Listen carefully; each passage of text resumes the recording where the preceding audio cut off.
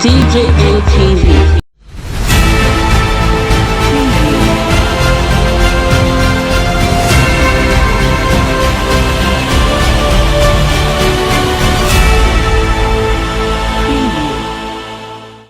Hi guys, welcome to DJMTV Daily News Update, your one-stop channel for everything news and gist happening in Nigeria and all over the world. This is your first time of joining us, a very big welcome. Do not forget to go a step further, like, share this video, subscribe to this channel and turn on the notification bell so you'll be one of the first persons to get notified whenever we drop any new video.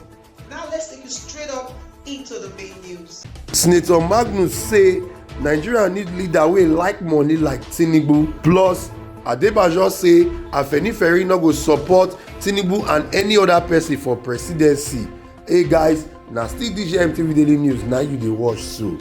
Former Rivers State Southeast Senator wey dem dey call Magnus+No don come out come tell Nigerians say Nigeria need the national leader of the All Progressive Congress (APC) Bola Tinubu as president for 2023. And the reason when he give now na reason wey be like say make all Nigerians don dey wonder wetin dey happen. According to Magnus, im talk say the country needs a man wey be like Tinubu wey like and understand wetin dem dey call money.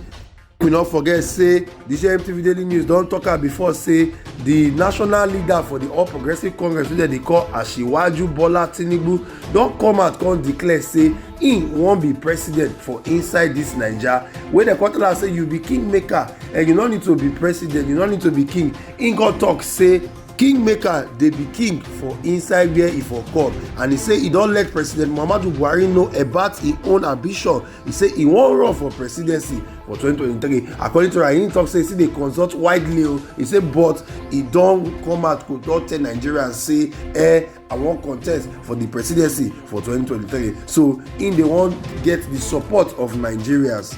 A lot of person don come out come react to wetin Bola Tinubu talk but when Magnus come dey react to wetin Tinubu talk, he come talk say and the APC leader e dey free to contest for presidency if he like to contest. He say because na this kind person na Nigeria suppose get as leader, as president for inside Naija. He say because he understand wetin dem dey call money, he understand the wetin money fit do for inside the country. Magnus wey be the former lawmaker under the All Progressive Congress and leader for inside Rivers State, e no dey concerned for the fact say e no take part for the membership registration and revalidation process wey happen for inside the party for Rivers State, but im still dey come out come talk say im support Tinubu to be president for inside this country. Still remember say DJMTV News don also report say e get some issues wey be like say im raise up so wey the exercise dey go on. E come lead to the fact say national leadership of the party come set up committee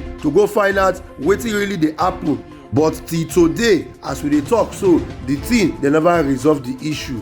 But according to wetin Magnus talk comot for im mouth, e say the committee come resolve say dem insist say the revalidation process and the exercise must happen. He say everybody go dey included for inside that one, and he say na the position of the party na im be that. And na so the way e come be so the congress wey dey happen so wey go take place for inside the All Progressive Congress, he say as nobody don do any of the revalidation processes so for inside Rivers State and 5 other states, he say the party come issue one statement say all those wey never do the revalidation process, he say dem fit take part for the congress. Senator Magnus+No wey be the former senator, he don clearly note say he still dey consult widely for im next political move ahead of the 2023 general election. Come finally talk say when he don consult everybody finish wey he suppose conduct, he go make a decision known to the public and they go know wetin he go do. He say but however, he say if I say 2023 no go be the same as 2015 and 2019, he come dey stress the thing say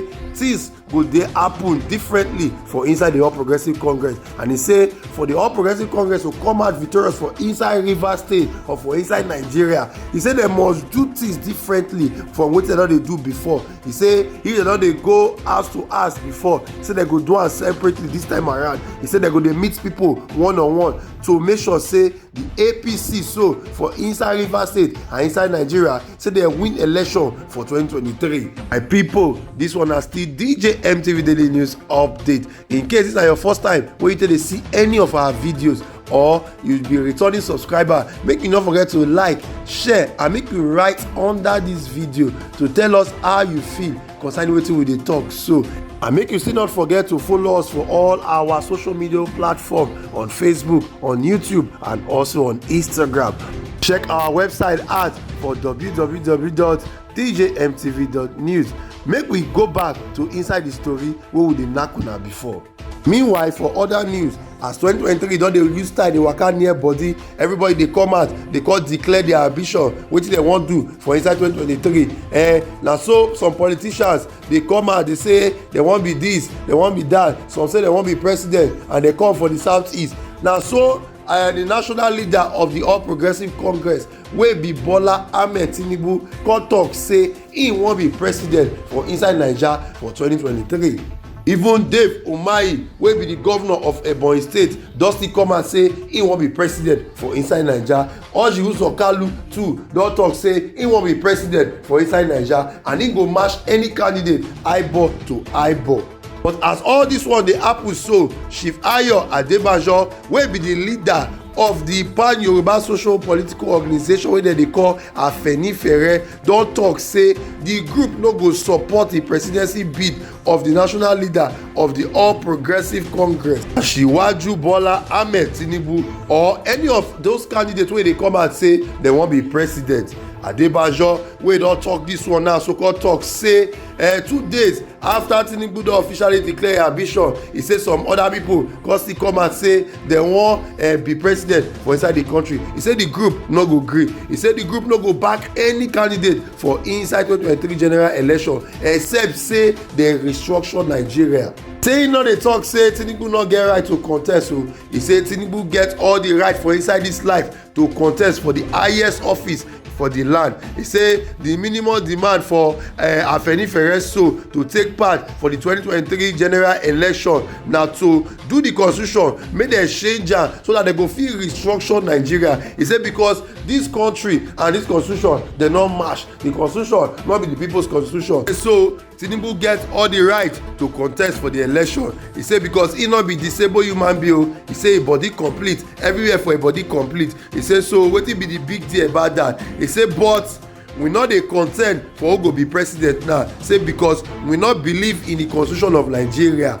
Say before the group go talk anything concerning who be president and where the president go come from, he say first of all make dem go restructure Nigeria, make dem change that constitution wey dem dey call Nigeria 1999 constitution. Say despite say Tinubu na son of the soil, say na Yoruba pikin, he say dem no get any candidate for now. He say until the constitution don change from wetin e be now to wetin Nigerians go want make e be. Say because he no wan get any kind of shard see or anything wey get to do with this presidency or edict for inside this one. He say that one na be the implication now. He say for inside any organization, he say you must first of all say you go believe that constitution wey that organization dey use before you go talk say I wan be part of this one, I wan be part of that one. He say e no go dey part of the constitution or election wey dey operate a military constitution wey dey show say na military na im dey rule us. Say this one na be the bone of contention wey be like say even President Buhari himself, he never still say not be him be him. He say he don agree say the constitution wey we get say na military constitution. So my country people, una don see wetin we get for una today. So how una see this matter? Tinubu don say he wan contest, Orji Kalu say he wan contest, Umahi say he wan contest. Even some other people wey never hear their name, they don get am for mind o, but they never talk as say they wan contest. Now everybody dey talk, but Afenifere don talk say if dem no change the constitution, he say dem no go support anybody as president. How una see this matter? Una believe say President Buhari get time or still wan restructure this country and change the constitution? Na wetin una think? Again, one Chief Magnus wey be former senator wey dey Rivers State don talk say the kind of person wey Nigeria need na the person wey dey understand wetin dem dey call money and wey like money. He say and that person na no other person than Ahmed Tinubu himself, the national leader of the All Progressives Congress. He's na that kind of person na he suppose be president for inside Nigeria because he understand money and he like money. So wetin una think about that one? Una think say person wey suppose lead Nigeria na person wey like money? Make una drop una comment for the comment section below. Thank you so much for staying with us till the very end of this video. Do not forget to go a step further if you've not done so. Please subscribe and turn on the notification bell. Also, do not forget to like and share this video. Do follow us on all our social media platforms on Facebook, Instagram, Twitter, and also check out our website at www.djmtv.news. Guess what, guys?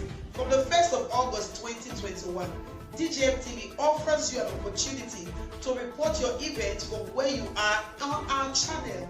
We call it Report Yourself to the World. You want to be a part of this great program? Then please click on our bio, send us a message, and we'll give you details on how to report yourself to the world.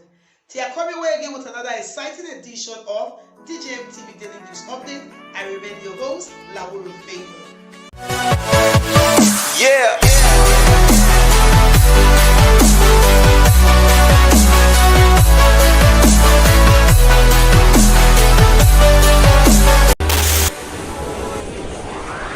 DJMTV.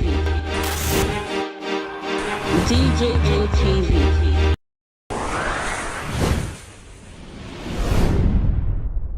Fulani people don't say no, they don't like it. Welcome to DJMTV. DJMTV. DJMTV. DJMTV. DJMTV. Some of the delegates and ask the question. DJMTV.